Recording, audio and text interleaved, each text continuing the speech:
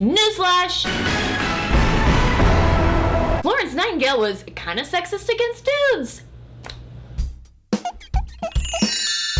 Florence Nightingale was pretty much a badass when it came to nursing, and pretty much is responsible for the profession that we experience today in our modern healthcare settings. But Florence also blamed the deplorable conditions that nursing had deteriorated into by the mid-19th century on men.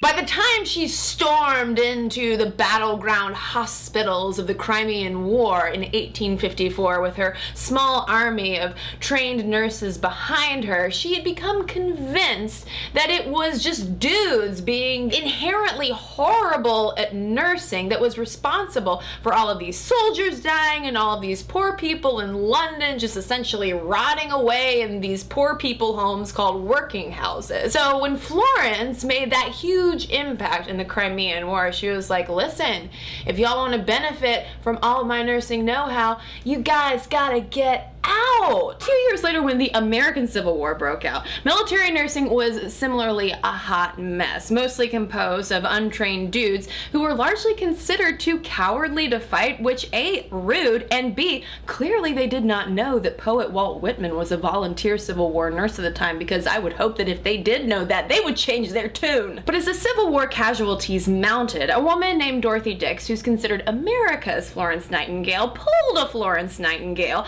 and recruited thousands of women who were trained in the Nightingale way to come into these Civil War hospitals and tend to the sick. By the turn of the century, Florence Nightingale's anti-dude nurse campaign had totally worked, and people were thoroughly convinced that women were superior nurses, although there were still some men in the field. But they had to train in segregated all-men's nursing schools, which were pretty few and far between, and they were also relegated to all-male nursing registries that funneled them into areas that were considered appropriate for male nurses, which essentially limited them to being orderlies and attendants in psychiatric wards and hospitals where their physical strength was much appreciated. And in case guys weren't getting the not so subtle hints that people were not so interested in them becoming nurses, there were further institutional and legal bans on them joining that field. For instance, in 1901, the Army Nursing Corps was founded and exclusively open